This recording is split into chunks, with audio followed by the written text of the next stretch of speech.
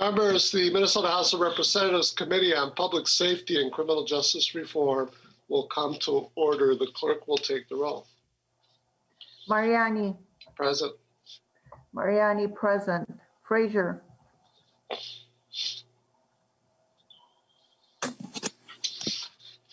Frazier.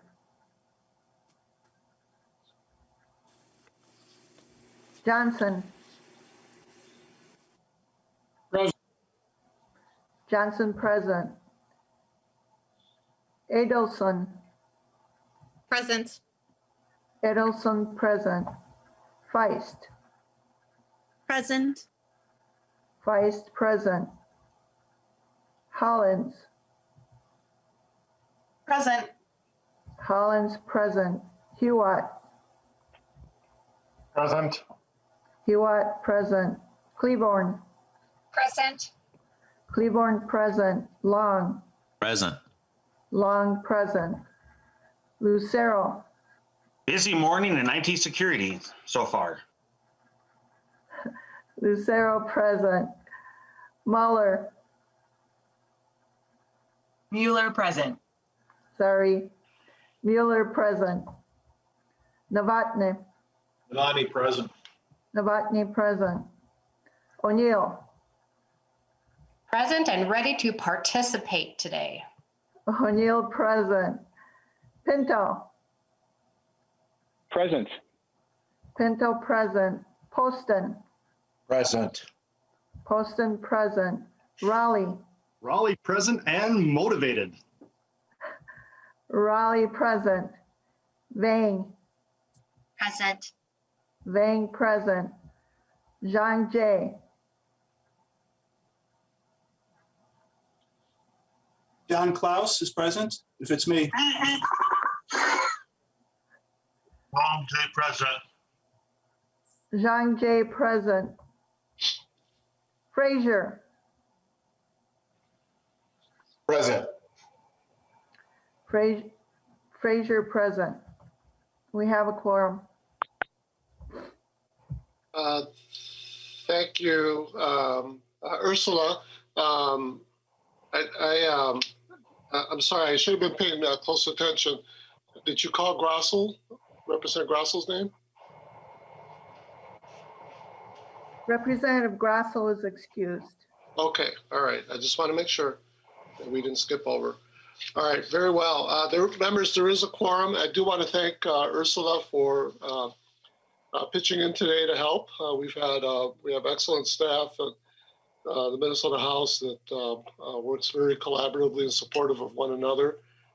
They set a good example and they do really good work. And Ursula, you and I have served in this institution for a long time together. So thank you for your work and for being helpful with us today, no doubt on short notice. I do believe that Ms. Ogunfalami will be with us soon. She's been quite ill, but I hear that she's on the mend. So your prayers of thoughts and healing are having a difference. Look forward to having her back. Members, we don't have minutes for today, but we will next time we meet, and so we will dispense with adoption of the minutes. We do have today's agenda is a little bit full. There are 4 bills. I have a simple bill that hopefully we can just dispense with quite quickly. And then we have 3 bills that I think we should spend good time having conversation with one another. House File 640, Representative Gomez, House File 75, Representative Moller, and then House File 237, Representative Quam. So members, with that, I am going to go ahead and I'll keep the gavel for this because my hope is, quite frankly, this will be pretty quick. The chair moves that House File 729 be referred to the General Register. So House File 729 is before us. Members, this is a really pretty simple bill. It does nothing else, excuse me, than to change the name of the council that we created in last year's Minnesota Police Accountability Act. It's currently called the Ensuring Police Excellence and Improving Community Relations Advisory Council. And that's within the Pulse Board. And so the bill will change that to Peace Officer Standards and Training, so Post Board Citizen Council. And members, just to be totally transparent, I actually don't expect this bill to actually change the name, even though I think it should. Quite frankly, I'm looking to make sure that we've got a good alternative bill on the floor in case that's needed for the important work that we push out. Those are commonly referred to in common language as vehicle bills. Representative Johnson, as former chair of this committee, understands the importance and wisdom of having those kind of bills. So members, discussion.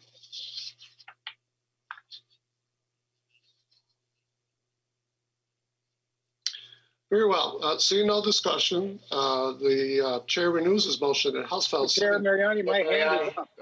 I'm sorry, Representative Johnson. You know what? I didn't screen all the way up. Thank you. Representative Johnson. Chair Mariani, I'm just wondering if you could explain why you're removing the word advisory. Once you start doing that changes the aspect of the board from being advice to actually having a lot more authority than they were originally intended to have. I'm just wondering what the reason for that is, because this is just the advisory board. Representative Johnson, actually this board is a little bit more than advisory.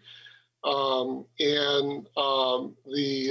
language that I'm proposing in the bill is the original language that we had for this bill coming out of this committee that we voted for as a House when we sent the bill over to the other body. Obviously, those negotiations created a different title.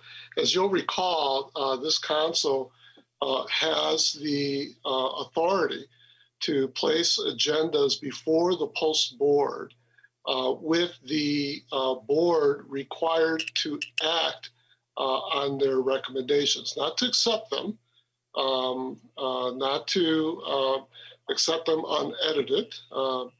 But unlike a typical advisory where information is provided to a body and that body can choose to ignore it, the powers of this board allow it, in fact, expect it, because of the important nature of the work that they do, to be able to have their recommendations, in fact, acted on by the board. And so, again, I gave you my intended purpose for the bill, but there is an important substantive, objectively substantive reason that goes to the way that this council was constructed. And we will no doubt, if this bill is used for the potential purpose, we'll no doubt have that conversation with my counterpart in the other body. Chair Mariani? Yes, I understand that, but I've been on a number of advisory boards, whether it's through the legislature or in my personal life. And whenever an advisory board makes the recommendations of the full board, those are always discussed. That's part of the process. And I see no need to be changing this name. What I see is this as a vehicle to change the concept of that board, whether it's next year or the year after. And I do have a problem with that because I believe this board should stay as an advisory board to Post Board. Representative Johnson, your comments are noted. Again, I will only reiterate that nothing in this bill changes the charge to that board and its relationship to that council and its relationship to the Post Board. And as I explained earlier, it was constructed in such a way that its recommendations not only must be heard, they must be acted upon by the Post Board. Any further discussion? If not, the chair renews his motion. House File 729 be referred to the general registry. The clerk will take the roll.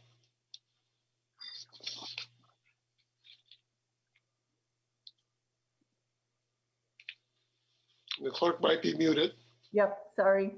It's quite all right. Mariani, Aye. Frazier, Aye. Johnson, No. Edelson, Aye. Feist, Aye.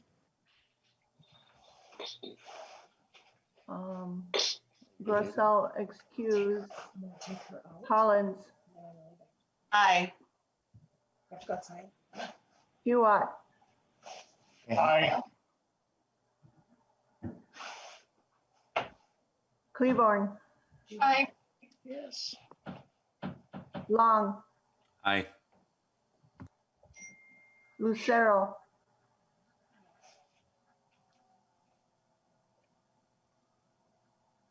Lucero,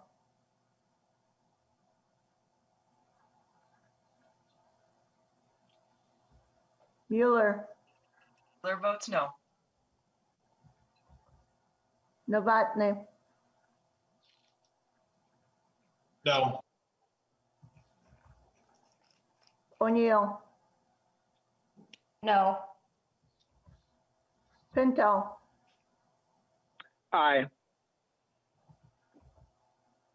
Poston, No. Raleigh, Raleigh's a no. Vane, Aye. Zhang,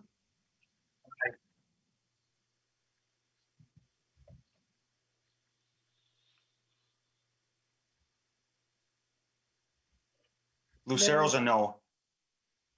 okay.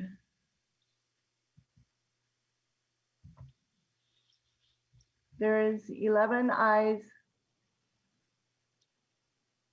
and 7 noes.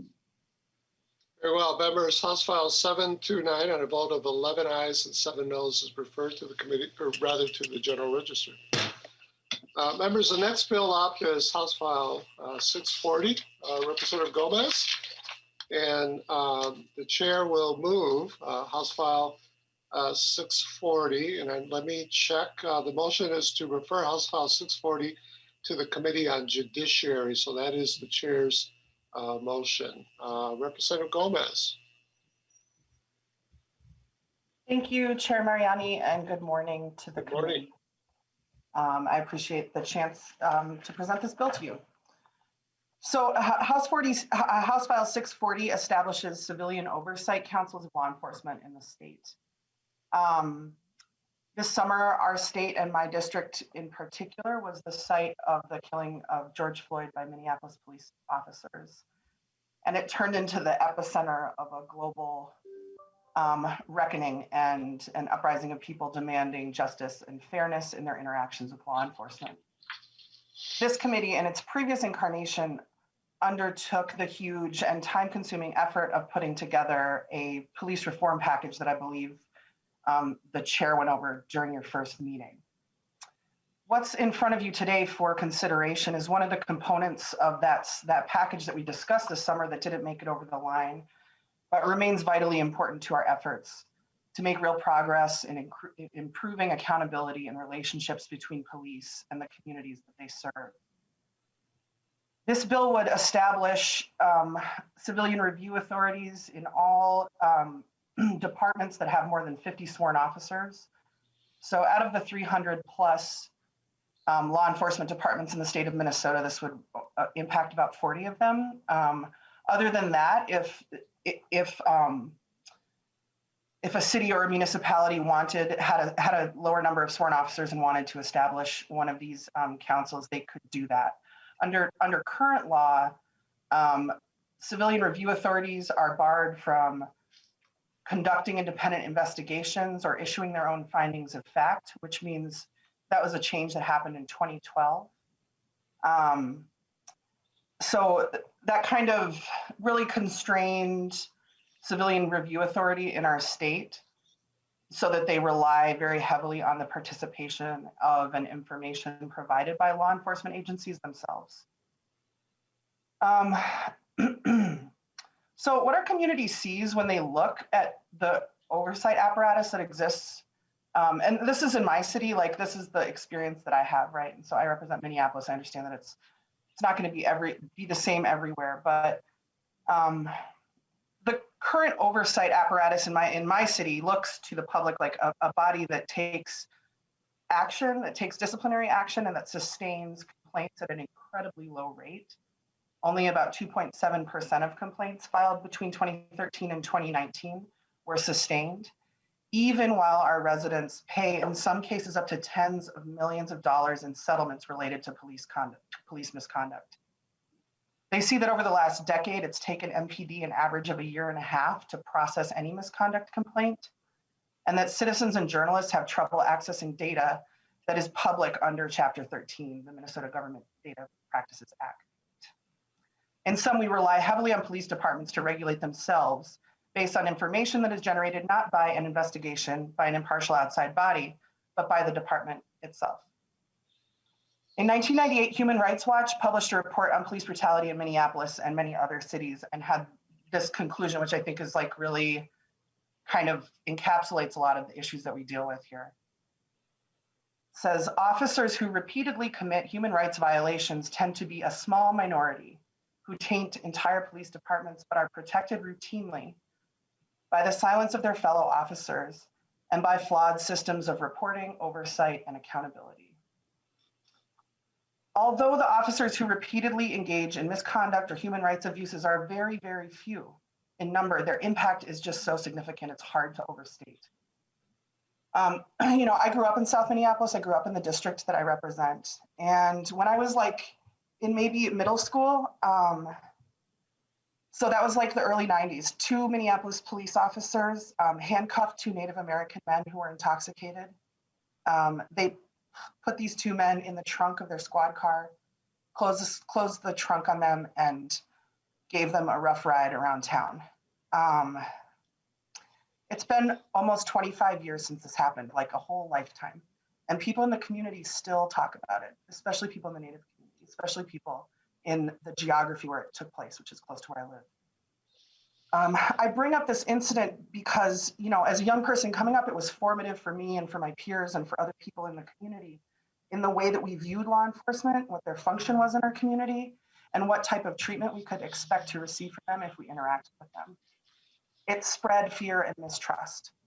And a single incident like this, right, done by 2 officers can have just this incredibly deep and long-lasting and far-reaching, corrosive and poisonous impact on our communities and on police-community relations. So the impacts of a really terrible but isolated incident like this are magnified incredibly in the absence of any meaningful oversight.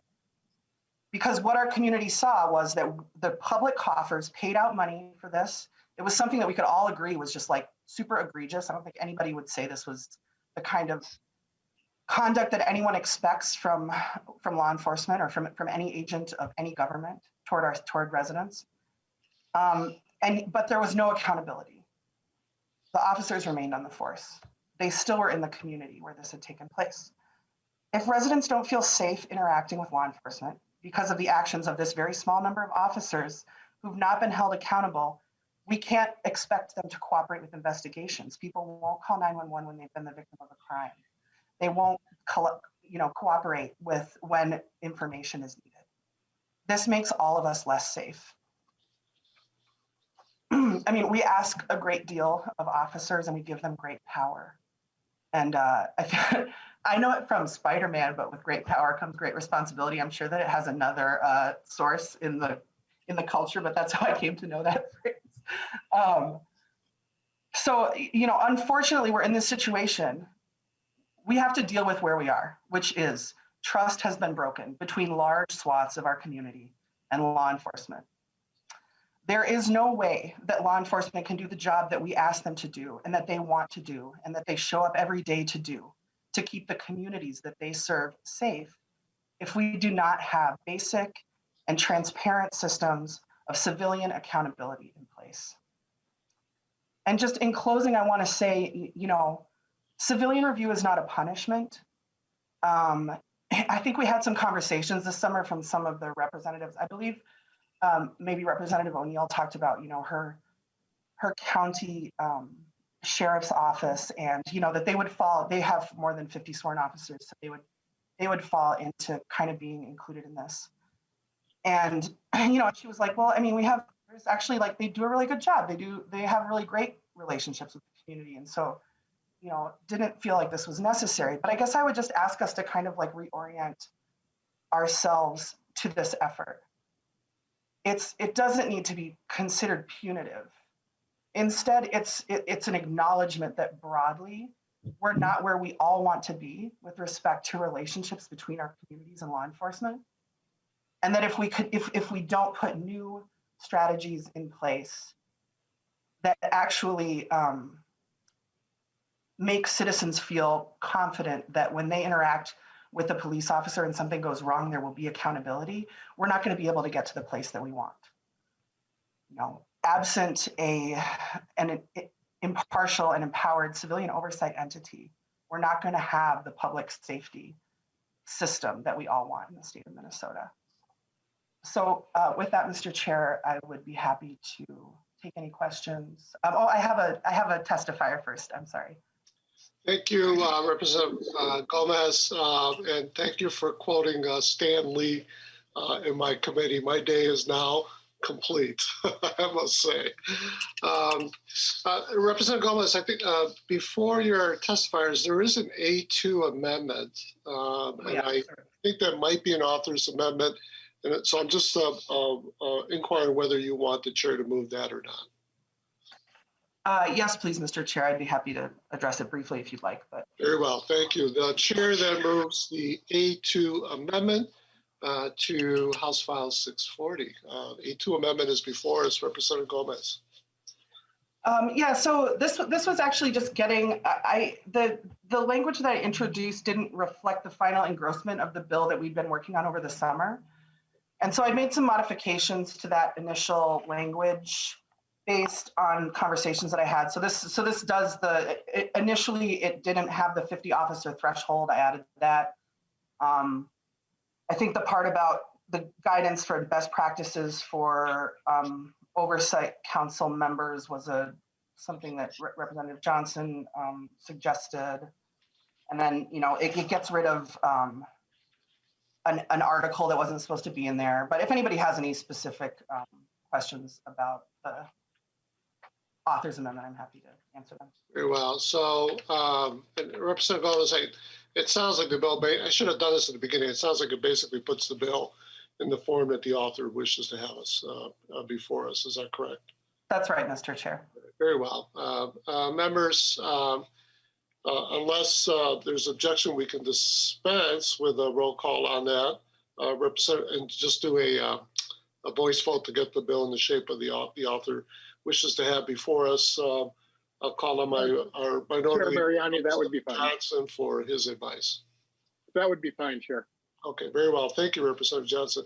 Members, all in favor of the A2 amendment, please say aye. Aye. Opposed, same sign. Motion prevails. Thank you, members. And the the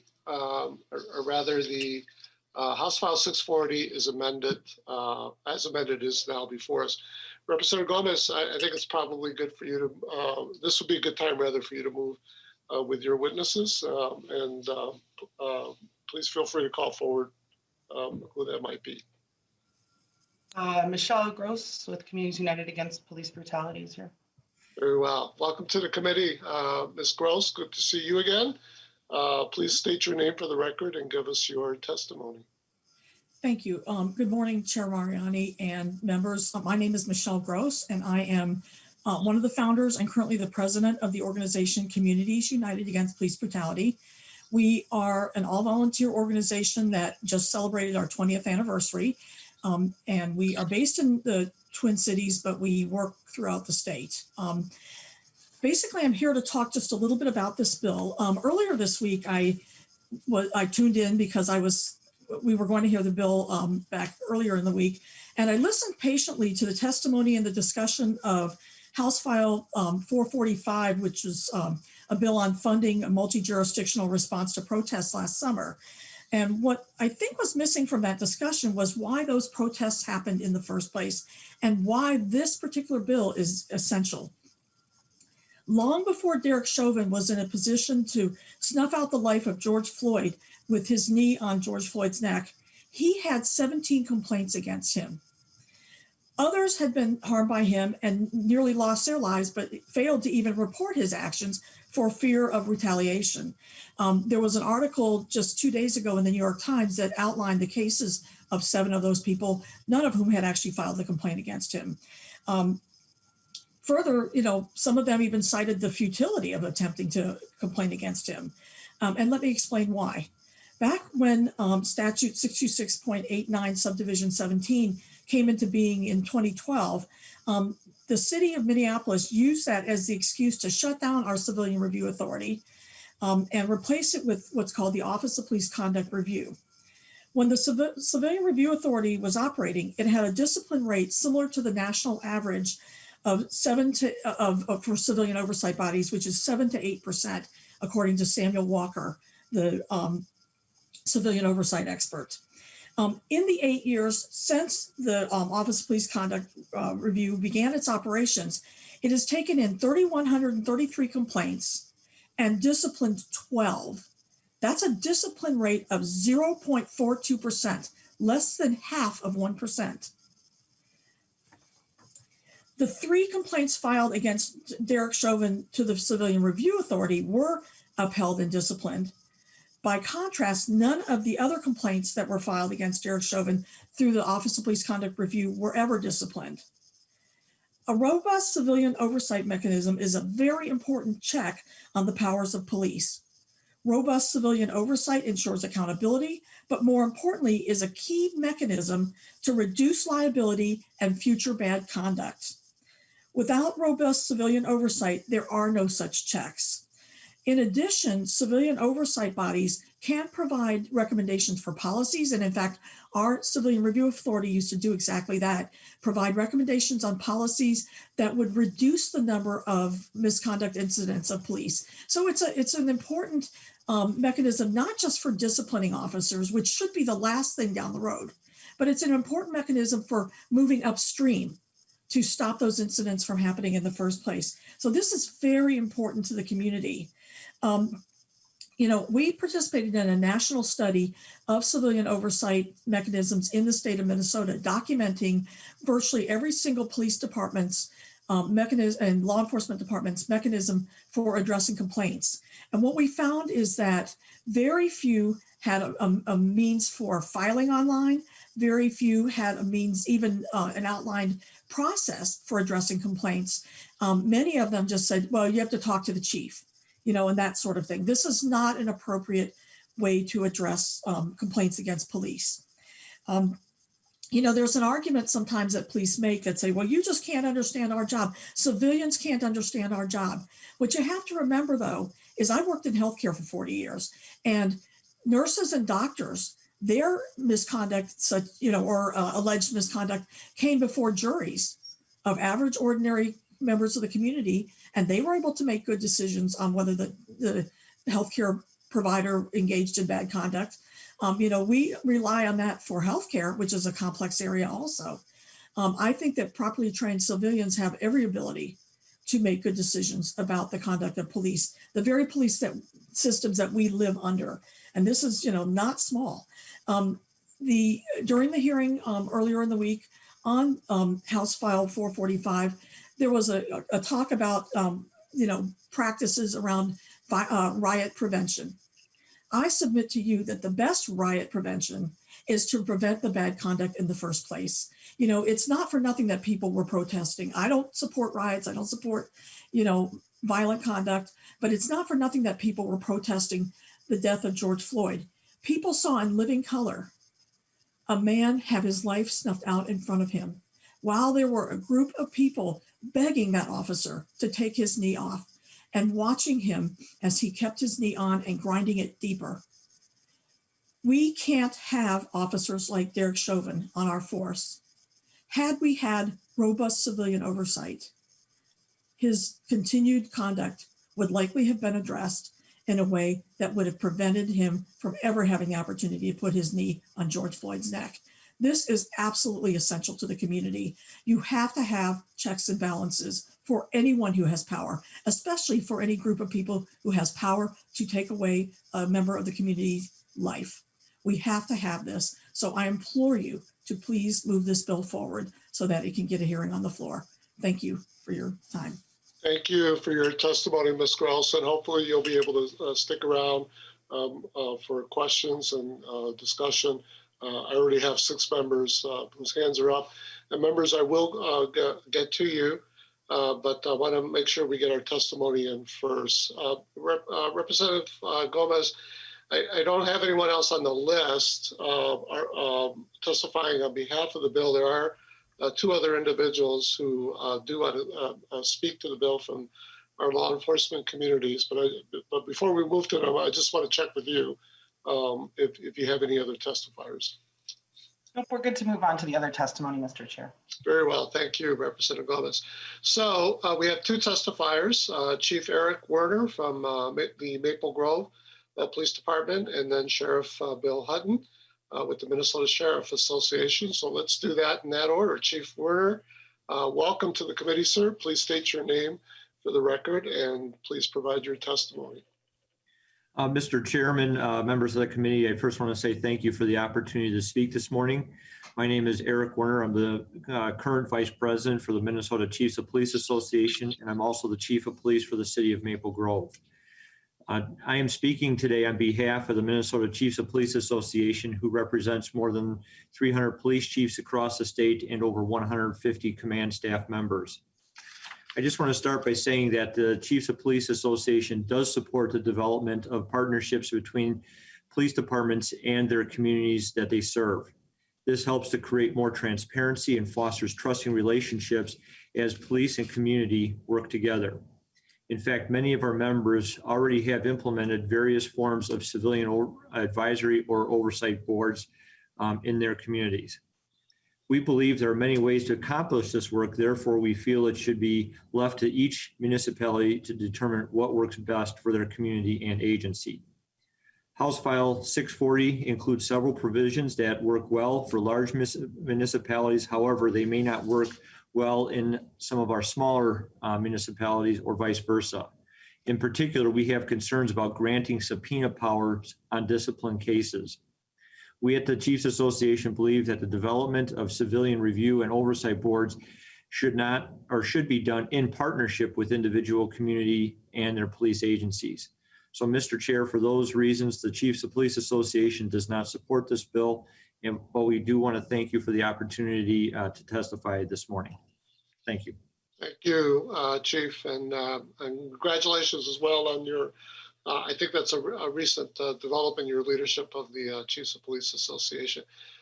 Very super quick question. Does your jurisdiction have a oversight or advisory council, Maple Grove?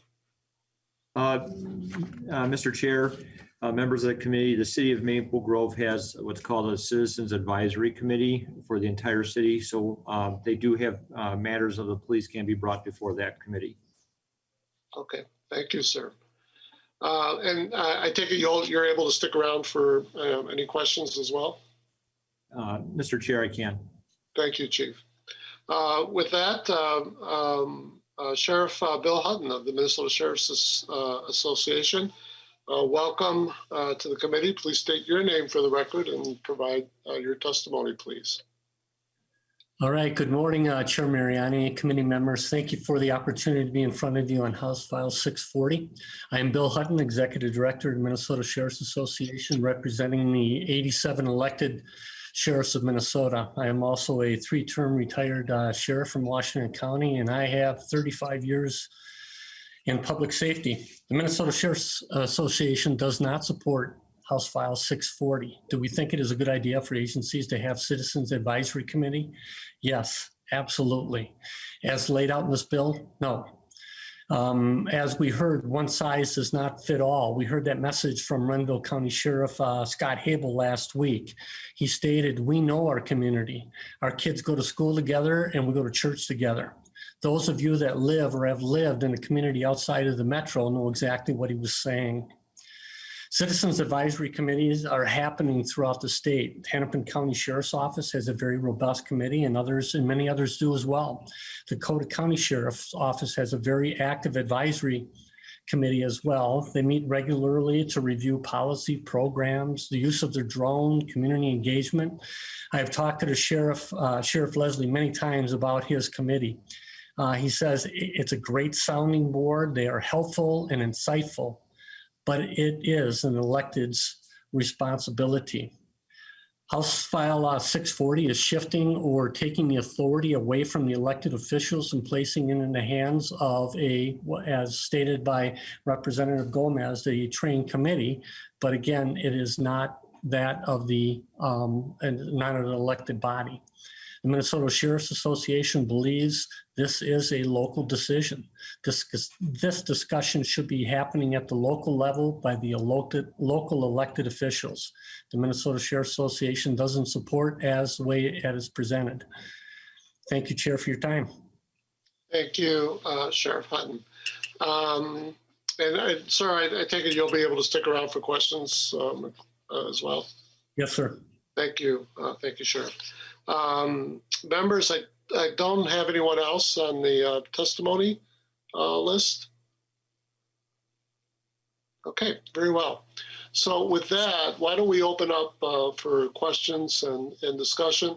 I have 6 members, and my hope is to get through all 6 of you. We'll begin with Representative Johnson, then Vice Chair Frazier, and Representative O'Neill to get us started. Representative Johnson. Chair Mariani, Representative Gomez, I want to thank you for bringing this up for discussion. I do have a few questions on this bill. We discussed it last year, and it didn't, and it really hasn't changed that much. One of the most important things that should be required on these boards, especially if they're going to set policy, and I believe that's one of the things you have in here, is they should have some understanding and training of law enforcement, how it works. In the law enforcement community, we are regularly looking at best practices and things that work, continuously changing our training in order to get the things that work. Departments that don't do that, we see those issues like what's happening in Minneapolis. They haven't changed their policies, and the policies are set by the city council and the mayor, and not by the police chief. You can make recommendations. They can. You also talked about the failure of different things. I'm just reading the Minneapolis Police Conduct Review Panel, what they do. The biggest problem they're having right now is vacancies. Out of 9 civilian members, they only have 5, 4 empty. 5 of the seats come from just one ward, the 8th ward, and then 1 out of the 10th.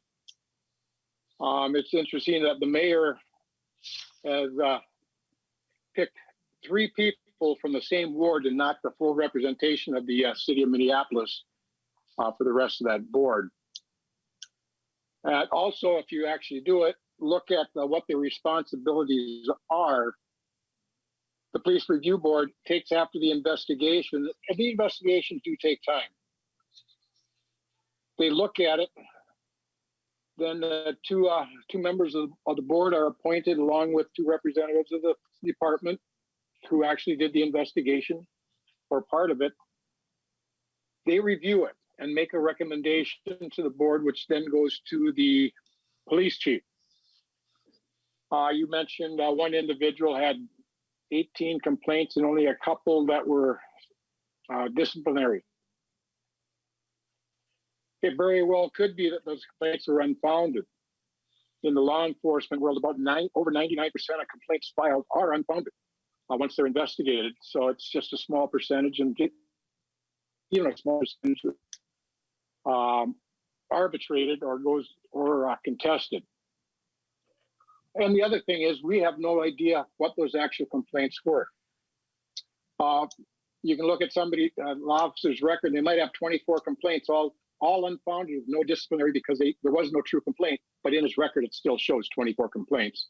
Unfortunately, I believe those should not be available to the public if they're not the actual true complaints, but that's for another story.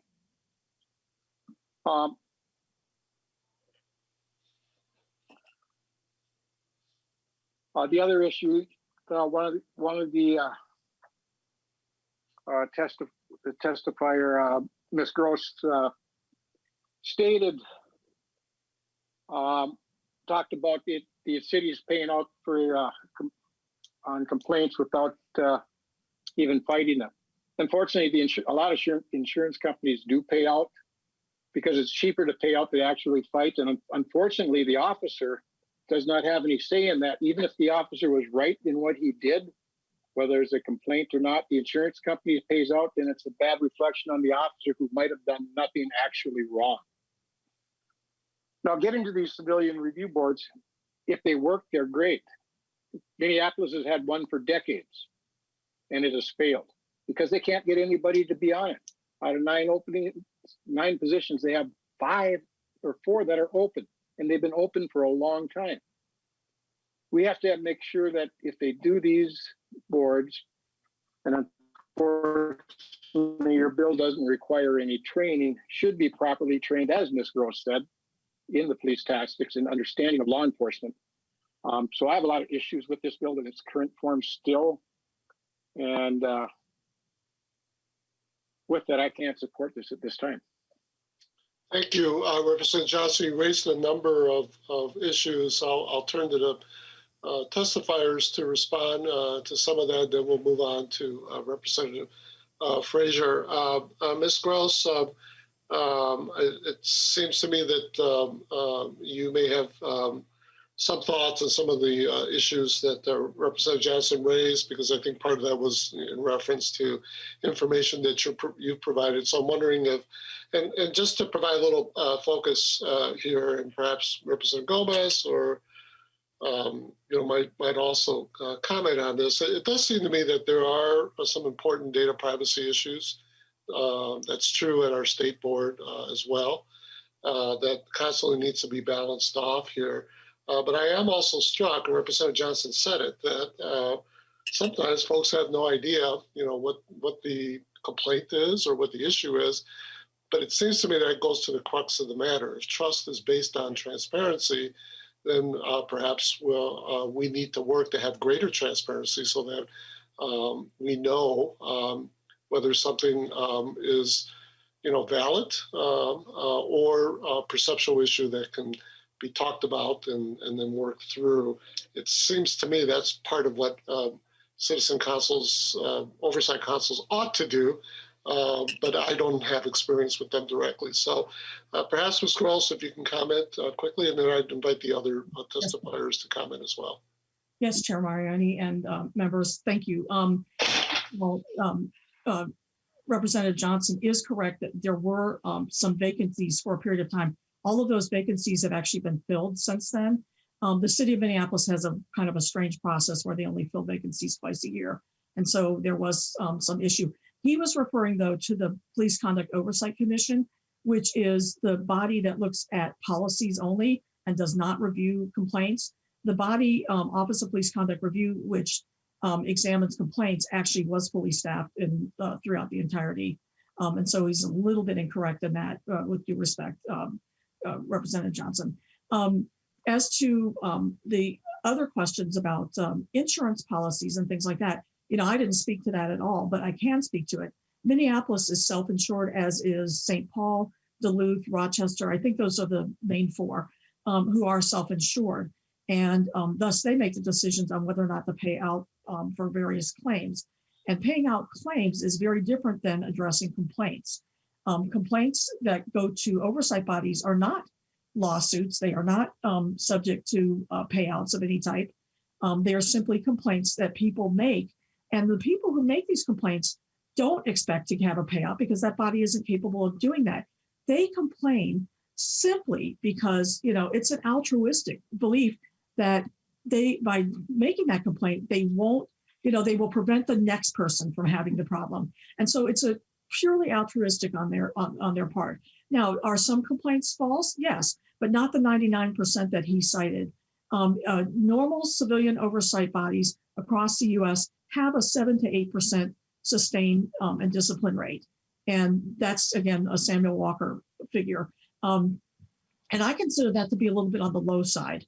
But we have in Minneapolis less than half of 1% because we don't have civilian oversight. We have a body that's controlled at all levels by city staff and police. And basically what they do is they take even egregious complaints and shuffle them over to what they call coaching and counseling, which is not considered under state law to be a discipline. And thus the complaints are not publicly available. So under Minnesota Chapter 13, and I don't go a little long, I'll try to go quick. But under Chapter 13, a complaint that is sustained discipline and past the grief period, we can know everything about that complaint, including the nature of the complaint and the discipline.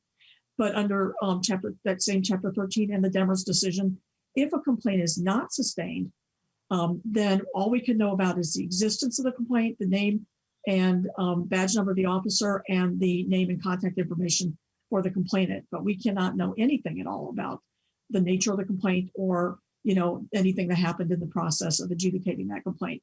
And so, that wouldn't change under this current bill. That would be something that would have to happen through, some kind of review of Chapter 13 as well as the Demers decision. So that wouldn't change. What having robust civilian oversight does, with due respect to the representatives of law enforcement, is it provides a check for police conduct.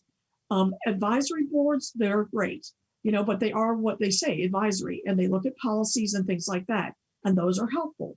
But you do need a civilian check on police conduct because police have, among state actors, they have more power than anyone. They have the power to take a person's life away. We need appropriate checks and balances on that power. Thank you. Thank you, Ms. Gross. And very quickly, Representative Gomez, if I read your bill correctly, in your bill, the CLEO is not under it an obligation to agree with the recommendations of the council. That in fact, the CLEO can oppose those recommendations, and I've never met a shy CLEO, and I suspect that they'll do that for all sorts of good reasons. They certainly have gone up against arbitrators, for instance. But I think I'm correct in that. I do want to keep moving forward. We have Representative Frazier, then Representative O'Neill, followed by Representative Long. Representative Frazier. Try to be quickly. First of all, Ms. Gross, thank you for talking about Chapter 13. I can always appreciate someone that has an understanding of Chapter 13. There aren't very many of us. I appreciate Not one that. of them. That's one of my favorite chapters of the state statutes. Thank you. I appreciate that. To me, this is the historical cycle that we have, right? Mm-hmm. We have something that happens in the community with our police officers, and then it's something that goes bad, and then we have a reaction, and we try to rein that thing in, and then it goes into this continued mistrust. To me, this bill, all it is trying to do, and the intention of it is to try to put situations where we can build trust with the community before those things happen. I mean, I believe if we have trust with the community and our law enforcement, we don't get to some of these actions that we see after an incident or an interaction happens the way we've seen in prior years. I think that's a very important thing. And what I do understand and what I hear from some of our other agencies in Greater Minnesota is that some of our smaller police agencies, they have these relationships in the community already. Some of them happen organically. And I think the bill is specific in pointing out the fact that they're focusing on our larger police departments that may not have these relationships and trying to foster and facilitate those relationships, which I think overall will create a better working environment, which could lead to better recruitment and retention of our police officers. And I think that's an important thing. And Ms. Gross, I guess that's more of a statement, but what I would submit to you is, do you agree with that position? So, Ms. Gross, super quickly. Yes, without question, I agree with everything you just said. Trust cannot be built by just words. They have to be built by actions. And that's what we're asking for here is actions. Very well. And Representative Gomez, to Representative Fraser's point, and we've heard this repeatedly in this committee over the last few weeks, and we've gone out to try to talk to diverse perspectives in law enforcement. There are differences in size, culture, relationships. Some of it having to do with the size of the the number of officers. Your bill has a cutoff point of 50 officers in terms of the requirement for an oversight council. Is that correct, Representative Gomez? That's correct, Mr. Chair. Okay, all right. Very well. Members, let's keep pushing. Representative O'Neill, and then I have Representative Long. Representative O'Neill. Thank you, Mr. Chair. Members and those that are listening virtually, let's just be really, really clear what we're doing here. We are forcing every single local government unit that has a law enforcement agency of 50 sworn officers or more, forcing them to put together this advisory council, but it is not purely advisory. They have, so let me read the language that we just added and you'll understand why they are not advisory.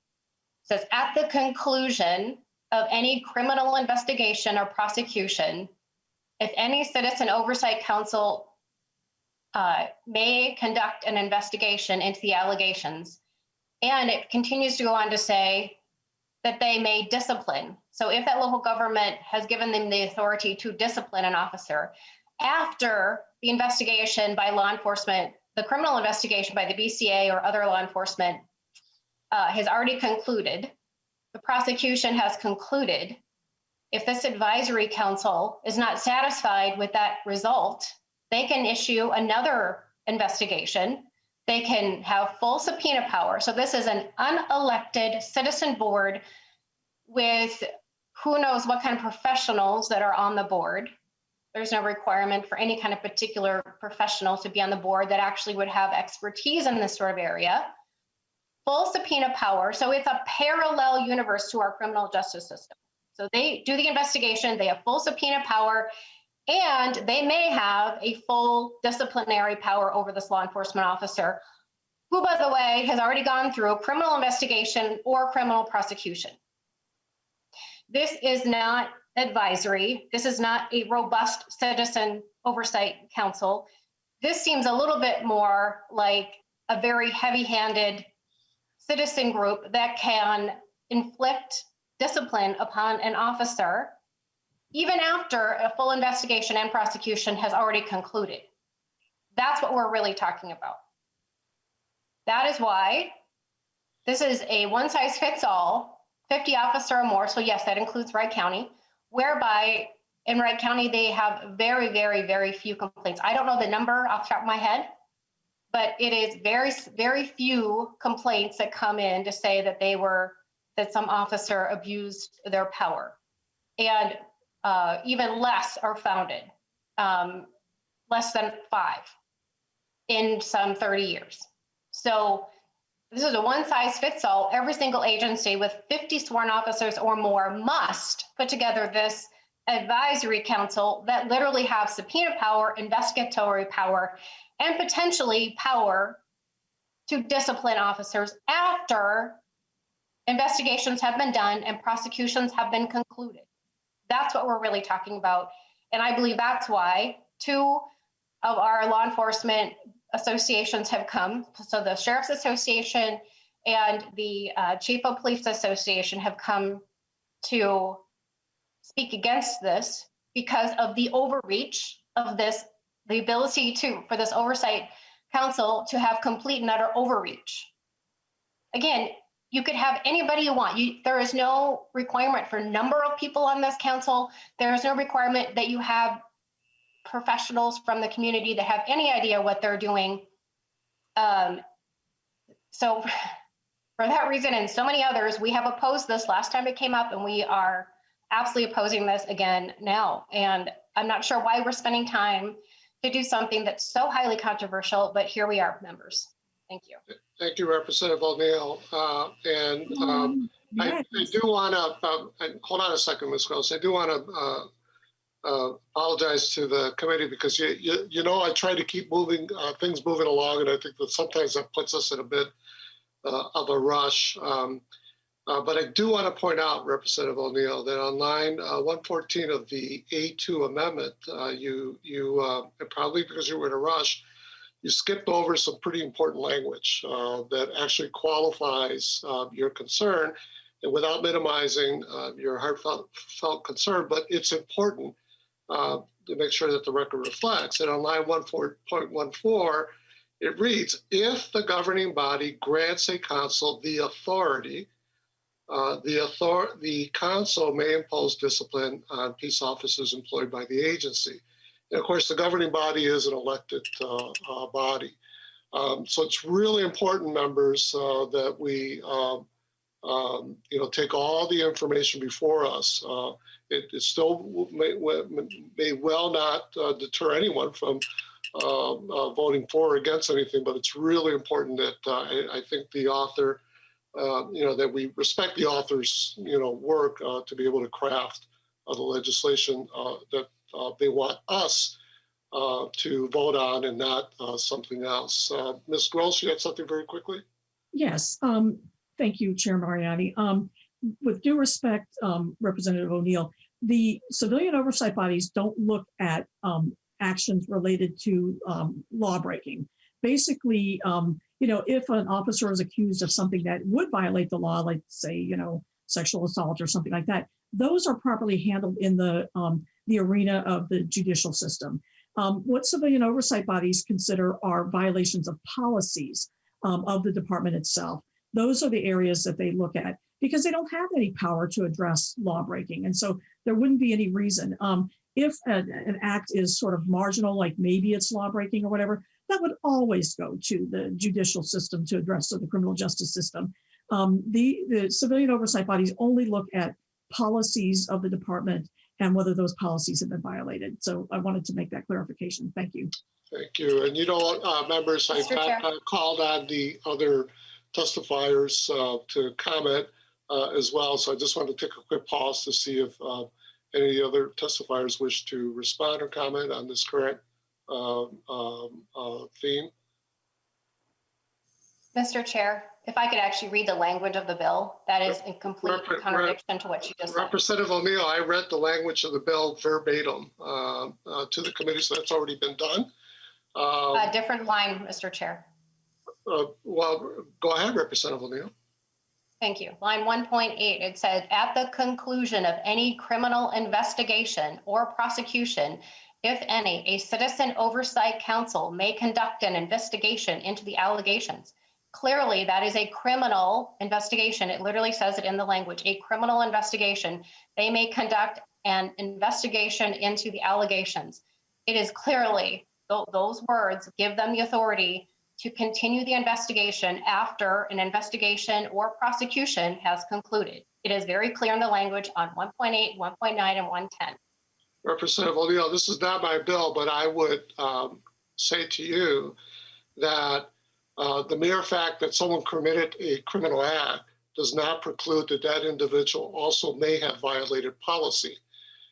It is fair practice to the accused in our state under our laws to make sure that those criminal charges are first adjudicated before we jump into the policy consideration in order to not prejudice that individual in the course of their criminal act.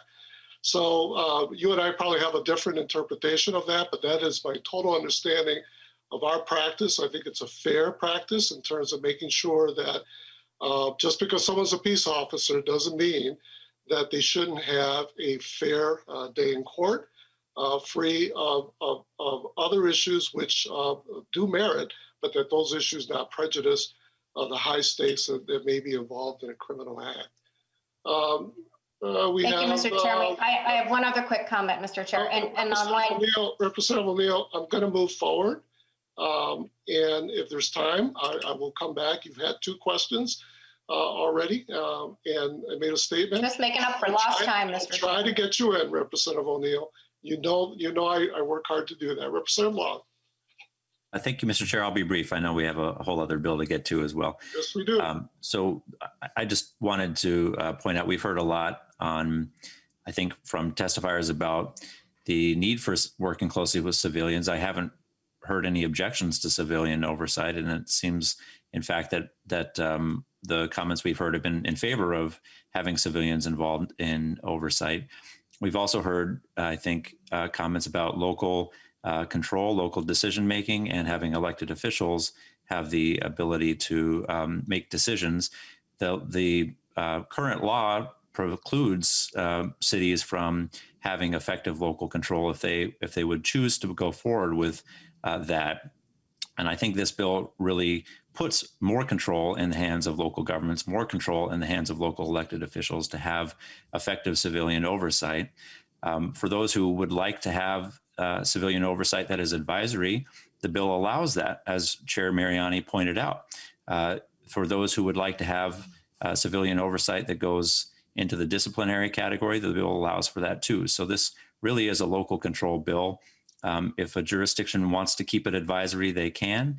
And I think this does meet the goals that folks have articulated of requiring civilian oversight, which we haven't heard objection to from anybody, but allowing local jurisdictions to have flexibility as far as that goes. So I think this strikes a really careful balance. And I just want to thank Representative Gomez for her hard work on trying to make sure we're having effective civilian oversight of our police. Very well. Members, I will work hard to see if we can squeeze some more minutes out of this hearing. And so there are some things that still need to be commented on this bill. I will work to get back to it, for opportunity for that. I do want to thank everyone for a very strong debate. There are strong feelings here, and there should be. This is vitally important. Representative Gomez, any final words before we vote on your bill as amended? Just thank the committee for their time, and really hope that we can think about how accountability is actually a cornerstone of any respectful relationship, whether it's a personal relationship or it's an institutional relationship. And so again, this isn't punitive. This is about how to actually have a functional relationship between law enforcement and community. So I thank you for your time today. Thank you for your work on this bill, Representative Gomez. The chair renews his motion that House File 640 as amended be referred to the Committee on Judiciary. The clerk will take the roll. Mariani. Aye. Mariani, aye. Frazier. Aye. Frazier, aye. Johnson. No. Johnson, no. Adelson. Aye. Adelson, aye. Feist. Aye. Feist, aye. Grissel, excused. Hollins. Aye. Hollins, aye. Hewitt. Aye. Hewitt, aye. Cleburne. Aye. Cleburne, aye. Long. Aye. Long, aye. Lucero. Lucero, no. Lucero, no. Mueller. Mueller votes no. Mueller, no. Novotny. Bonnie, no. Novotny, no. O'Neill. O'Neill, no. O'Neill, no. Pinto. Pinto, aye. Pinto, aye. Poston. No. Poston, no. Raleigh. Holly, no. Raleigh, no. Vang. Aye. Vang, aye. Zhang. Long, aye. Zhang, aye. It's 11 ayes and 7 nays. Very well. Members, on a vote of 11 ayes and 7 nays, House File 640 as amended is referred to the Committee on Judiciary. And members, thank you, Representative Gomez, and thank you to our testifiers, Ms. Gross, Chief Werner, and Sheriff Hutton. Members, the next bill before us is House File 75. And boy, I really wish that Moller could just be the one who moves this, but she's not on our committee anymore. It's breaking my heart. And so I'm wondering if Representative Pinto would be so kind as to move to refer House File 75 to the Committee on State Government. So moved, Mr. Chair. Very well. Representative Pinto moves that House File 75 be referred to the Committee on State Government. Representative Moller. Thank you, Mr. Chair and members of the committee. It's great to be back here. I miss you all. Mr. Chair, I do have an amendment, and I don't know if you wanted to move that amendment before I go through the bill. I think that makes sense. Representative Pinto, would you be so kind as to move the A3 amendment? So moved, Mr. Chair. Very well, thank you. Representative Pinto moves the A3 amendment. I take it Representative Moller just puts the bill in the shape that you wish to have the bill before us. Is that correct? That's correct, Mr. Chair. Very well. Representative Johnson, are you fine with a voice vote on this? I am. Thank you, Representative Johnson. All in favor of the A3 amendment, please say aye. Aye. Aye. Aye. All opposed, say no. Motion prevails. I jumped ahead of myself. Motion prevails, and the House File 75, as amended, stands before us. Representative Moller. Thank you, Mr. Chair and members. And I'm going to be really brief so we can get to the testifiers here. But House File 75, as amended, is the Civil Asset Forfeiture Reform Bill. And this has been coming before the legislature for years. We've heard a lot of really just awful stories about how our law currently is working, or in many cases isn't working. This bill has bipartisan support and the support of coalitions who often have very different views coming together. The current system really disproportionately impacts people of color and low-income folks. There's concerns about the way due process works under our current system and how proceeds of forfeiture are utilized. So now is the time, members, for us to enact these important reforms. And Mr. Chair, I'll turn it over to my testifiers, but just so we can save some time and they know the order, I believe the order will be Bob Small, Dan Kohler, Bill Hutton, Nora Sandstead, and Auditor Blaha. And I just ask my testifiers to really try to keep your remarks to about a minute so that we can get to a vote on this bill and get to member questions. Thank you, Mr. Chair. Thank you, Representative Moller, and welcome to the committee, Judge Small. Please state your name for the record and please provide us with your testimony, sir. Thank you very much, Chair Mariani and members of the committee. My name is Robert Small. I am the Executive Director of the Minnesota County Attorneys Association. As Representative Moller indicated, that this bill resulted from something that was rather unique in the sense that there was a clear indication that the legislature wanted to do something with respect to forfeiture reform. And we put together groups from both sides of this issue and had a mediation type session, which lasted for many, many months with many, many meetings. And the result of that is the legislation you have before you. It's not a perfect bill from the perspective of either side of the stakeholders that met on this, but they did reach a compromise, and that is what is in the bill. And we stand by that compromise. We appreciate the efforts of all of those who participated in the compromise negotiations, and particularly to Representative Moller for bringing this matter forward.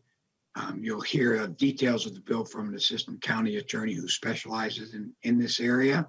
And with that, I'd be available to stand for questions, Mr. Chair. Very well, thank you, Judge Small. And I'm sorry, is Nora Sandstead also part of your testimony? Yes, she'll go over the details of the bill on a high level. Very well. You did say that, but I wasn't sure. Very well. Ms. Sandstead, welcome to the committee. Please state your name for the record and provide us with your testimony. Thank you, Chair Mariani. Members of the committee, my name is Nora Sandstead. I'm an assistant St. Louis County attorney. I handle forfeiture matters for St. Louis County. We get several hundred a year. And I'm happy to stick around for any questions about the practicality of the differences here. But I just wanted to highlight the high level changes that this bill would bring to the forfeiture practice. There's two main areas affected by this: DWI forfeiture and controlled substance forfeiture. And in terms of the changes to DWI forfeiture, the takeaways for you are that there are fewer crimes that result in vehicle forfeiture. So we're restricting it to the most severe DWIs that would result in vehicle forfeiture. Felony DWIs, and then second degrees that are a third offense within 10 years. The bill also provides for an easier process for innocent owners to challenge a vehicle forfeiture.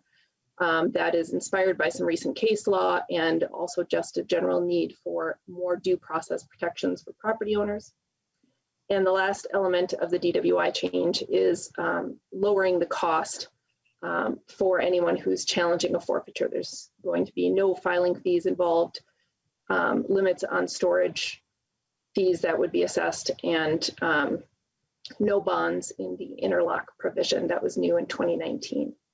In terms of the changes to controlled substance forfeitures, the main takeaway is that there's a heightened standard for seizure of money that's considered to be drug proceeds. There is a restriction on vehicle seizures, limiting the seizure to vehicles used for drug sale rather than simply drug possession. And the bill also narrows the scope of property that's seized to that which is an instrument or tool of the crime or proceeds. The bill also includes enhanced reporting requirements, including for my office. We don't currently have to report unless law enforcement doesn't. We would be reporting on how forfeiture proceeds are used, as would law enforcement. That's the big change there. And then there's also a bit regarding federal sharing and a study on recidivism in this bill. So as Judge Small stated, the County Attorneys Association played a big role in this bill and is supportive of this compromise legislation, and I can remain available for questions as well. Very well. Please go ahead, Judge Small. Thank you, Ms. No. Oh, okay. Got it. Thank you, Ms. Stansted, for walking through us for us those broad key elements of the bill, of the changes that have been worked on. And so I believe next is Mr. Dan Cowler, and I'm sure I messed up your name. I apologize. Minnesota Association of Criminal Defense Lawyers, if you can come forward and state your name for the record and please provide your testimony, I'd appreciate it. May it please the chair, members of the committee. My name is Dan Kohler. I'm on the board of directors for the Minnesota Association of Criminal Defense Lawyers, secretary for the Minnesota Society for Criminal Justice. We worked hard on this compromise bill. This has been a fight before this body for many years. I'm happy with the final result. Nobody got everything they wanted, but this is much needed reform in terms of our forfeiture scheme in Minnesota, the protections for innocent owners, and primarily we're eliminating a lot of the potentials for abuse that exist under the current law with the thresholds we've put into place with the heightened requirements for certain offenses. It's a cleaner bill for law enforcement to implement going forward. This is long overdue, and I'll keep my remarks at that, and I will be available for questions at the end. Thank you, Mr. Kohler. Appreciate that. Next, we have Sheriff Bill Hutton of the Minnesota Sheriff's Association. Good morning again, Chair Mariani, committee members. Thank you for allowing me to address the committee on House File 75. My name is Bill Hutton, the Executive Director of Minnesota Sheriff's Association. Judge Small's already nailed it, as he always does, so it's always great to follow him. I just wanted the committee to know that the Sheriff's Association participated and was an active member of the group. Kudos to the County Attorneys Association for all the hard work that they put into this, as well as everybody else. But I want to go on record that the Minnesota Sheriff's Association supports the bill. And we also appreciate Representative Moller for bringing the bill forward. So thank you, Chair. Thank you, Sheriff, and thank you for this to the association for participating in what initially was pretty tough work and pretty tough discussions, but it was vitally important to have all those stakeholders at the table. And then I believe Representative Moller named Julie Blaha, our state auditor, as another testifier. So State Auditor Blaha, welcome to the committee. Please state your name for the record and please provide your testimony. Chair Mariani and committee members, I'm State Auditor Julie Blaha, and with me today are two of our OSA researchers, John Jernberg and Christy John. They'll be available for questions. And as you know, the Office of the State Auditor oversees $40 billion in local government spending, and we do that through examinations, support, and analysis. Our analysis work comes into play today. As you may know, our office releases an annual report of the asset forfeitures governed by Minnesota statutes. Each year we track trends in the value of number of forfeitures, as well as types of property and crimes involved. And that's all based on data that law enforcement is required to provide us. I included the report in the committee materials, and you can also find it on our website. And there you can even get the raw data if you'd like to dig in deeper. Based on our data, we really believe that this bill starts the right conversation, particularly around small forfeitures. And I'm just going to skip right to our key numbers here. We found that in 2019, the net value of all forfeitures in the $1,500 and less category was about $1.5 million. Now, the average size of an individual forfeiture in that category was $473. And that category accounted for 75% of the forfeitures that resulted in proceeds that we monitored. Furthermore, these numbers have been pretty typical of what we've seen over the past 5 years. Proceeds from small forfeitures are at best a minor and unpredictable part of any public safety department's revenue stream. Total local government spending on police and sheriff services in 2019 was just over $1.7 billion. That means small forfeitures accounted for only about 0.4% of those budgets. Now, changes in such a small fraction of a budget are manageable. In fact, that's something the state could easily offset, which is always a good idea when legislation impacts local budgets, but that's for another committee. On the other hand, we all know that if a low-income person experiences a forfeiture of even a few $100s, that impact could be catastrophic. So small forfeitures offer minimal financial benefit at the system level and a disproportionately negative impact on individuals at a lower income levels.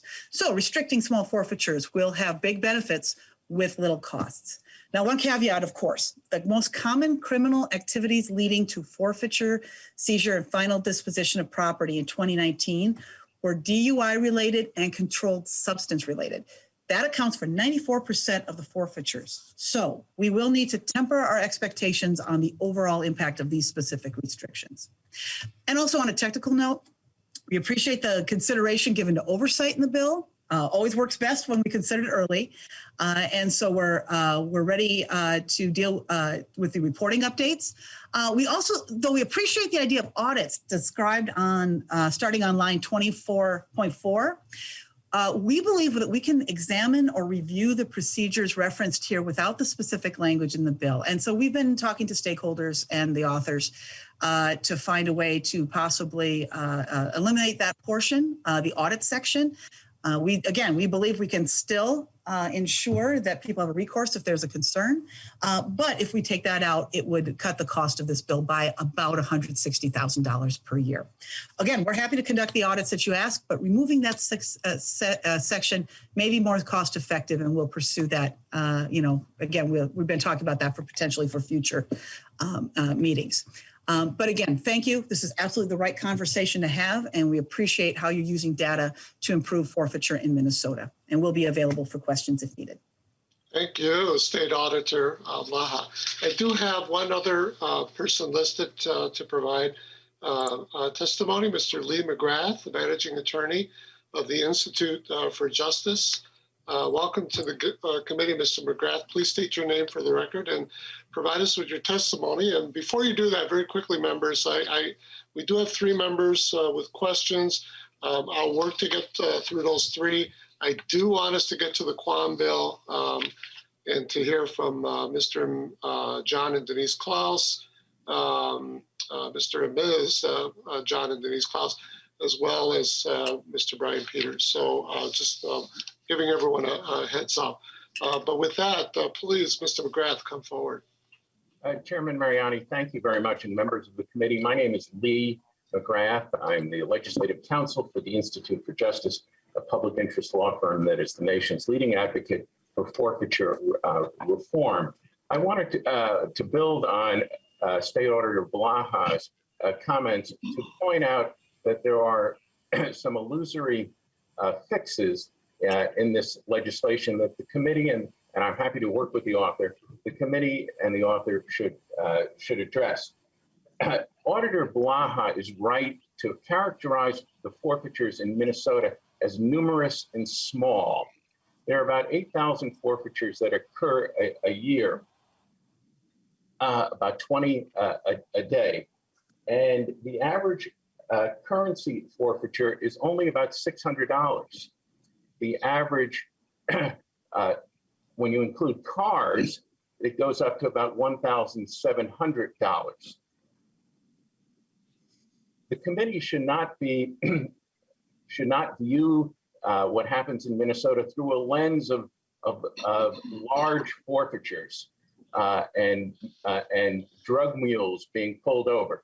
In fact, only 7 forfeitures were greater than $50,000, and the largest one was $80,000. So this is a lot of people who have a small amount of money seized from them. And this is why it is so important to address one of the shortcomings in the bill, which is in regard to a threshold amount of $1,500. Unfortunately, that threshold is illusory because it doesn't stop the seizure of cash from occurring. The committee is so prone to dive into the details.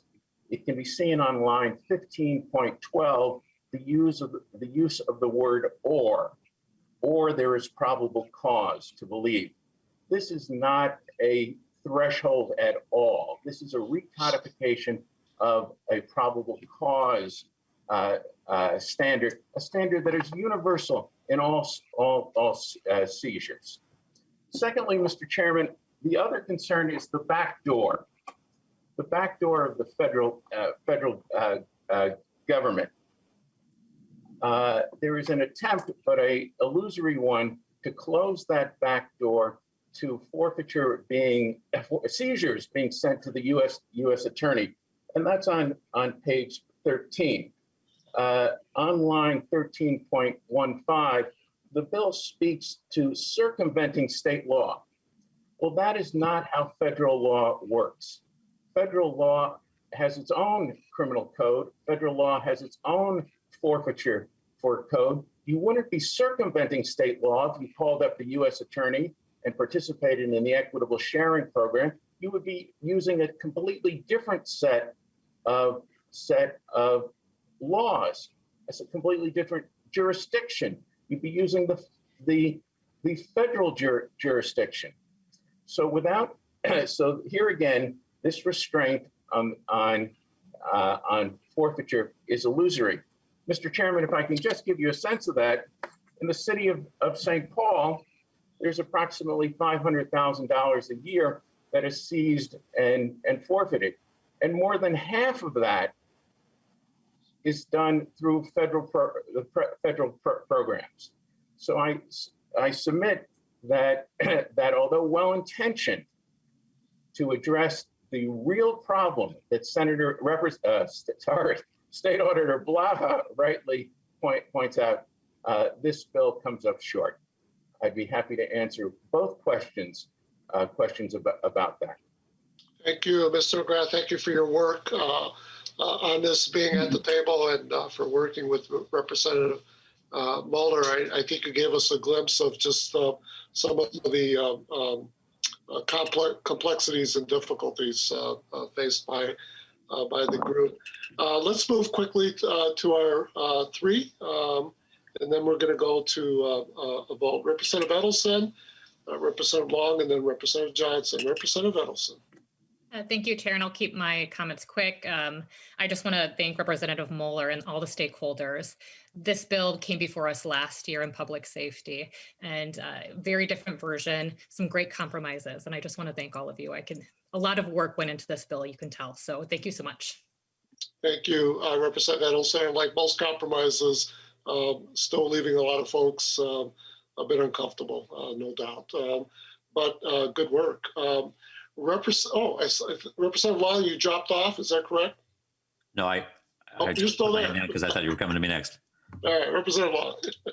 Thank you, Mr. Chair. I'll be very brief. I was just going to ask Assistant County Attorney Sandstead to clarify the point that Mr. McGrath made. He raised the point about having a excuse me, having probable cause, and there is a change in the probable cause standard from current law, and I thought it would be helpful for the committee to hear. Ms. Stansted, please. Yes, thank you for that question. There is a change. Existing law requires probable cause to conclude that there's proximity between any property seized and controlled substances. And this law would require probable cause to believe that the property seized is actually the proceeds of a drug offense or an instrument thereof.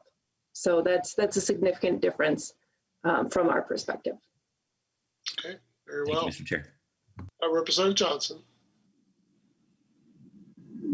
Chair Mariani, members, Representative, one of those. Moller. Moller, I want to thank you for bringing the bill forward. I understand it. I understand there's a compromise. And to be honest, I have no problem with the DUI part of it. We have kept adding more and more aggravated offenses which actually increase the number of forfeitures availability. And that was an unintended consequences of what the legislators did, increasing aggravating factors. But I do have an issue with the drug part of it. I've worked drug cases for many years as not only as a patrol officer and a police officer, but also as a narcotics investigator working undercover narcotics, along with, I believe, Representative Grosslaw also did that. But what we found is every time the dollar amount for forfeiture was raised, the people that were carrying the funds always kept under that amount on them. And now we're allowing more and more dollars to go to the cartel down in Mexico and Central America. For every dollar that we seize here is about $50 to $70 of narcotics not coming to the streets of Minnesota. And Minnesota is now the hub for the 5-state area. So that's the issue I have on the drug issue. That's why I can't support it. But also, as the Mr. McGrath brought up the federal issue. I've worked federal cases. In order to get a federal case in there to do the federal forfeiture, you need a federal agent working with you on that case. A local narcotics or a local officer that is doing a drug case, unless the federal government and the federal agency is working with you, whether it's DEA or I've actually had FBI help me out on a couple cases, you cannot get a case into federal court. And the issue with down in Minneapolis with the larger number of federal or St. Paul, they said with the federal forfeitures, we have the airport and the buses and stuff. That is where the drugs are coming into Minnesota, into St. Paul area. That's why those numbers are as high as they are in the federal cases, because the federal government is actually working those areas through DEA and as well as customs to end the trafficking of narcotics into this state. And that's why those numbers are at that level. So I thought I'd get that information out. I also had one more thing to add as far as the levels of forfeiture. I hate to put the county attorneys under the bus, but my county attorney actually did it. He set parameters for our area for vehicles, especially on the DWI, the value of the vehicle and other things before he would even accept a forfeiture case. If we did it outside those parameters, the forfeiture is dropped and the person got their property back. And that's something attorneys can do, is what their area would allow. They can do that now without this bill tying the hands of law enforcement on certain cases, because they deal with the same people time after time after time. If you get the same person, so in a small amount, keep that $1,499, or should we start going after them harder to make sure that that money? Oh, shit. Very well. Representative Johnson, try not to interrupt, but I think we might have lost you, or you all might have lost me, but I think it's the other way around. I had concluded. Oh, there you go. Okay. All right. Representative Johnson, thank you for the information. And thank you for also, quite frankly, the reminder of the ways in which discretion at our county attorneys can be helpful in terms of pushing forward de facto policy within the law that serves a good purpose. And thank you for the work that you've done, by the way, in the past. High risk work, no doubt. Representative Moller, we're ready for your closing comments, and then we'll go to a vote. Thank you, Mr. Chair. And just to address Representative Johnson's comments about the probable cause concern, I just would remind members to look at line 15.12, that it's the total value of $1,500 or more if there is probable cause to believe that the money was exchanged. So I just remind him to look at that. But I certainly appreciate his comments and all the work of the various stakeholders on this bill. And also just to point out that in your packets, members, there are two documents. One has a list of all the different organizations that worked on the bill, and then the other is a letter of support. With that, Mr. Chair, I have no other comments, and I'm excited for the vote. Thank you. Very well. You've got a journey ahead of you, assuming this bill keeps moving. Members, Representative Pinto renews his motion that House File 75 as amended be referred to the Committee on State Government. The clerk will take the roll. Mariani. Aye. Mariani, aye. Frazier. Aye. Frazier, aye. Johnson. No. Johnson, no. Edelson. Aye. Edelson, aye. Feist. Aye. Feist, aye. Grossel, excused. Hollins.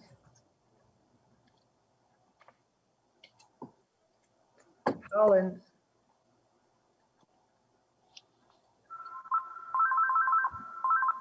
Hewitt. Hewitt, aye. Hewitt, aye. Cleaborn. Cleaborn, aye. Cleaborn, aye. Long. Aye. Long, aye. Lucero. Lucero's a yes.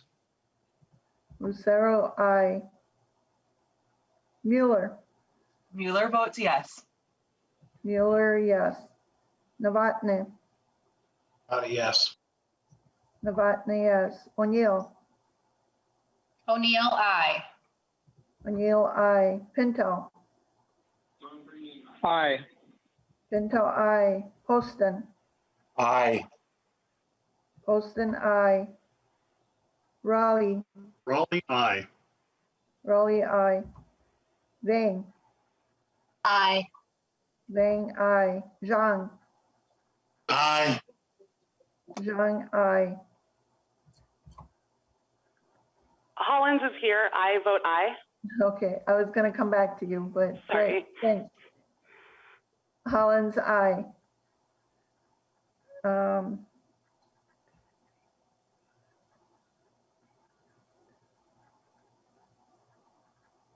17 ayes, 1 nay. Very well. Members, on the vote 17 ayes and 1 nay, House File 75 as amended is referred to the Committee on State Government.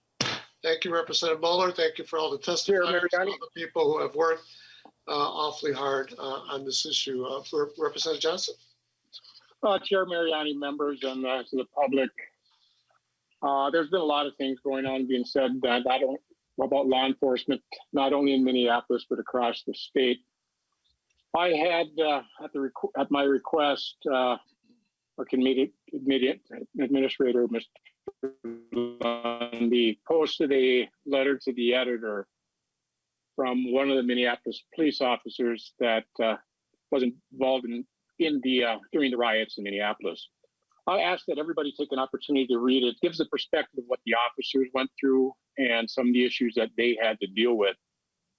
So some of the members get an understanding what's actually going on from the different point of view. Thank you. Thank you, Representative Johnson. Members, we're going to push the clock a bit here until they kick us out. But I do want to honor Representative Quam's bill hearing, particularly since he has constituents with him. And so I think the quicker we can get to their part of the testimony, the better. I would ask, however, for the testifiers to be as succinct as possible, because I certainly don't want us to all of a sudden have the plug pulled on us here. This bill it will be laid over for possible inclusion, and so we won't be voting on it, but nonetheless, I think it's important to get the testimony in. So members, the chair is going to move House File 237 for laying over for possible consideration in the eventual committee omnibus bill. This is always an awkward motion. Representative Quam, the point is that your bill is now officially before us. Representative Quam. Thank you, Mr. Chair and members. Just before the pandemic changed things, there was a hearing on this, and it's one of those bills where it'd be great if this was not brought about by a tragedy, but the testifiers will explain how this can help make a difference and help us learn from an unfortunate event. And Mr. Chair, if the testifiers could go, thank you. Very well. Welcome, John and Denise Klaus. You were with us last year, and I know I speak on behalf of the committee at that time. Our heartfelt sympathies and empathy for you. But please come forward and tell us your story. Hi, thank you, Chairman Mariani and committee members, for this opportunity to speak with you again. My name is John Klaus. My wife Denise and I live in Orinoco, just north of Rochester. I think it is necessary for me to explain to you why we originally approached our legislators about this legislation. I will speak quickly. I know time is of pressure, but I really want to say what I want to say. So. Our son Matthew lived in Rochester. He had a good job that he enjoyed and earned an associate's degree in finance at RCTC and has a 14-year-old son that he loves. He struggled for a long time with substance abuse. His addiction caused legal problems, resulting with time in county jail, rehab, sober living. In January 2019, he had been sober for 14 months. In February, he confided to me that he was struggling, that he relapsed, was drinking heavily, and even used heroin again, but he said he had a plan. On March 30th, 2019, almost 2 years ago, I found Matthew dead in his home. He was 32 years old. Toxicology reports confirmed our suspicion. Cause of death was heroin with a fentanyl overdose. Several days after he died, as our family gathered together to grieve and plan, my daughter received a text message from a friend pointing us to a Post Bulletin story. An arrest was made regarding Matthew's death. The Post Bulletin and KTTC TV both reported that the dealer that sold Matthew the heroin had been arrested. They also reported that Matthew was working as a confidential informant for the Rochester Police Department.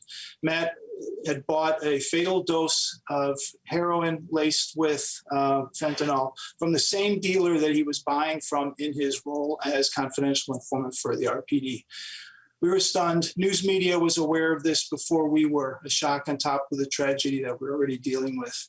I called RPD, who sent out a detective that was working on Matthew's death. He confirmed everything we heard and put us in contact with the narcotics officer that was working with Matt. He talked about many things. In summary, we were told that Matt approached them to be a confidential informant. He told them that he wanted to help RPD get drug dealers off the streets so that word would get out that he was a CI preventing him from buying drugs. Wow. Shortly after his death, several stories and editorials were written by the Star Tribune and Rochester's Post Bulletin. They brought to our attention information about the dangers to the sobriety of an addict when they serve as confidential informants. We realized that work needed to be done to better protect addicts in recovery or not when helping law enforcement.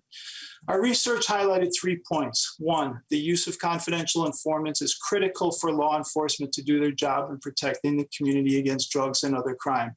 CIs can do things that trained law enforcement is unable to do. 2, there's an inherent risk to an addict, in recovery or not, when buying drugs as a CI. There's a danger to their sobriety when the dealer puts heroin into their hands and then is required to turn it over to law enforcement.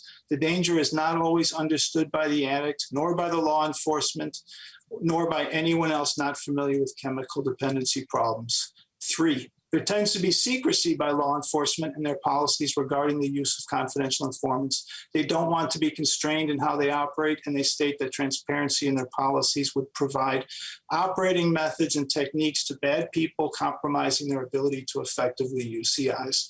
They also do not publish information on how often they employ CIs, nor any results, good, bad, or catastrophic.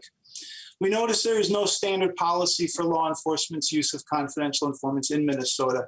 We were provided by copies of RPD's confidential informant use policy and cooperating individual agreement forms by a reporter.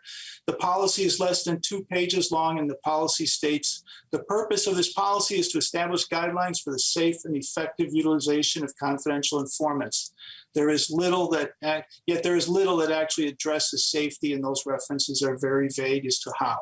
I believe that law enforcement understands how to provide physical safety for a CI, but I believe that safety with respect to relapse and sobriety is not understood, if even a concern. One policy item states, officers shall not utilize a person on parole or probation as a CI unless established and agreed upon protocols with community corrections are followed. Matt was on probation, but his PO was never informed. Just prior to Matt's death, I had called Matt's PO on 2 occasions, as well as calling RPD for a welfare check on Matt. I told him that Matt was using again, urged him to get help from Matt. Sadly, if the PO had been informed by RPD about using Matt to buy drugs, he may have remembered my calls and worked a plan for Matt. The cooperating individual agreement is a similar document that merely has the CI acknowledge that RPD provides no benefits to the CI and seems to exist purely to absolve RPD from any liability. I'll skip a little bit. Denise and I want to acknowledge that the use of addicts as CIs is probably necessary for law enforcement. We are not advocating to stop this process. We realize that law enforcement has a difficult job and protecting our communities is vital. What we're asking for in exchange for the valuable services that CIs provide, law enforcement puts in place protections offering to help get the CI into sobriety or be able to stay sober if that is what they wish. We believe that this can be done without hindering law enforcement's ability to use them. This bill that Representative Quam has introduced does not specify a policy. It instructs professionals from both law enforcement and mental health substance abuse counseling communities to create a policy that allows law enforcement to continue the work while offering protection for the person taking the risks. This is not a new problem. There are model policies and model agreements already in existence. I've come to believe that addicts should be considered vulnerable adults. They should be treated as valuable employees and not disposable assets. They should be offered access to an advocate whose primary role is for their safety. Responsibilities would include explaining risks to the CI, assessing the CI to determine risk of relapse before, during, and after the use. A person that the CI can talk to as a counselor. In Matt's case, a trained advocate would have picked up on signs that Matt knew his sobriety would be at risk. The CI should have access to health care, including treatment as would any employee. There should be an emergency contact provided. We should not have learned about Matt's role from the internet. We realize there are details that need to be worked out by the post board when the policy is actually written. We realize that not all CIs want or think they need an advocate. Some simply want to be paid. But there are people like Matt that recognize their need for help.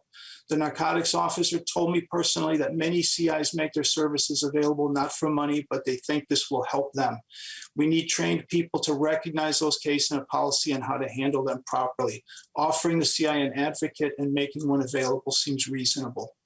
The state should have oversight in the use of confidential informants. Matt's death would have gone without inspection except for news reporters.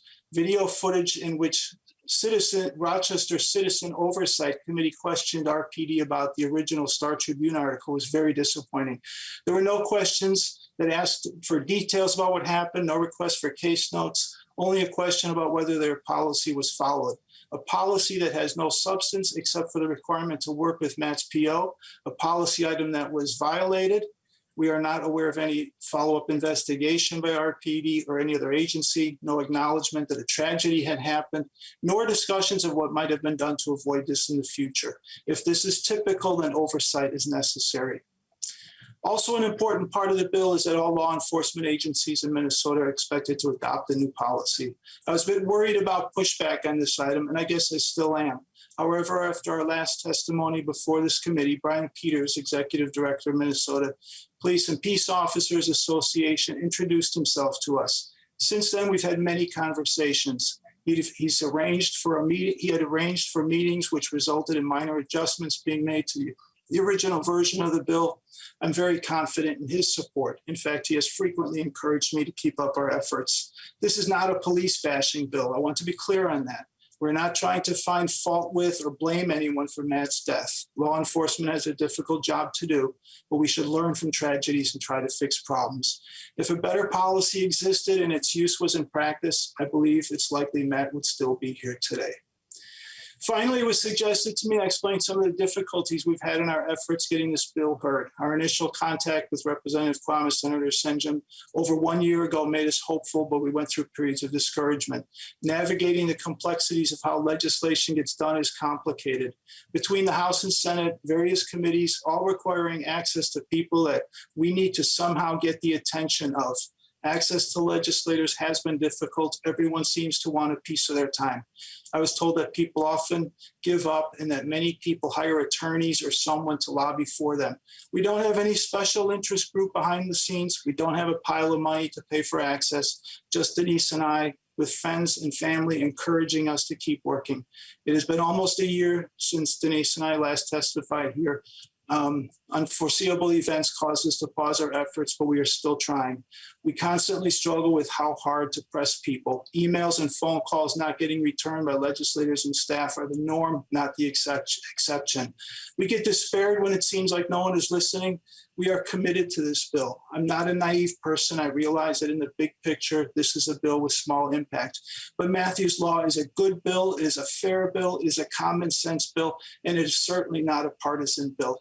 Our goal is to simply pass a bill that offers protections to vulnerable people in a way that still allows law enforcement to protect the greater community.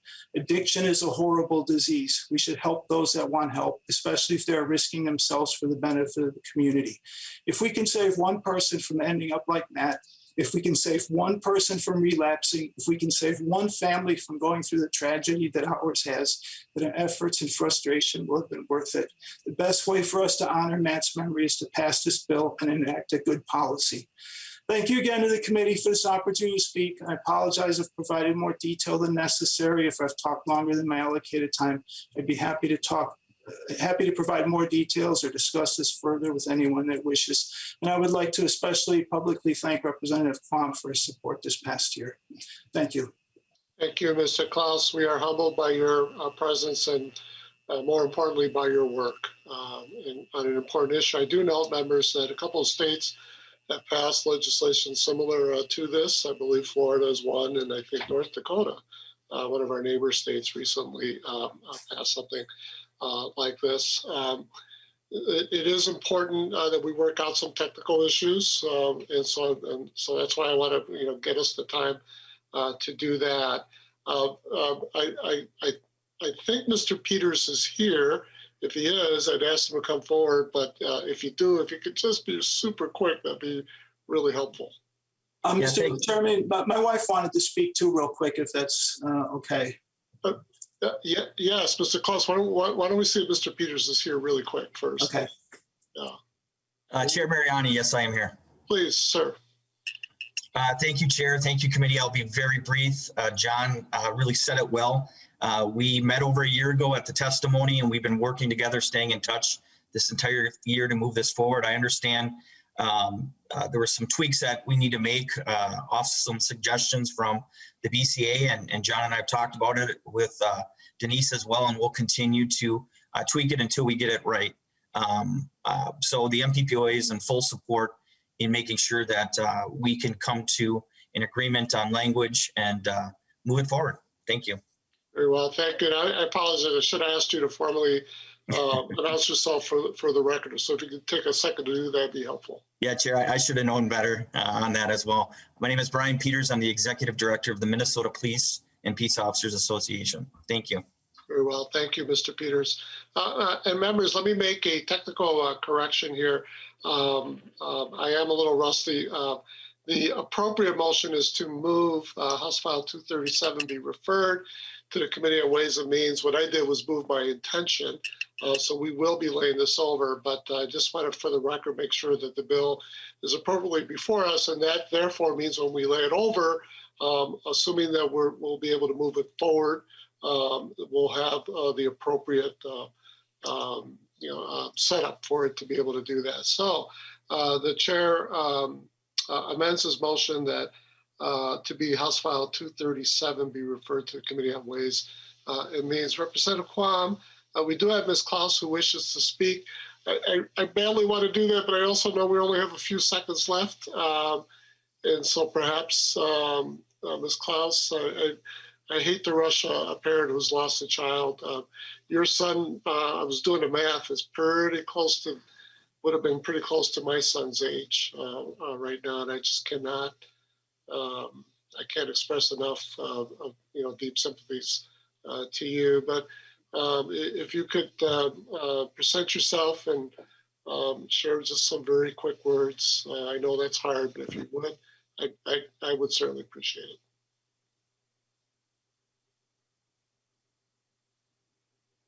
My name is Denise Klaus. Thank you, Chairman Mariani and committee members for allowing me to speak. On March 30th, we lost our son Matthew from an accidental overdose. This occurred while Matthew was helping the RPD as a confidential informant. We only found out that he was an informant from a friend who saw it in the news. We were not even given the consideration of a phone call from the police department to give us advanced warning that his death would be announced in the news because of his role as an informant. If there had been a policy in effect that was written to protect the informant, Matthew might still be here today, and his family and many friends would not be grieving him still. I want anyone acting as an informant to be treated with the respect that any employee would be given. These are people who have families and friends that care about them.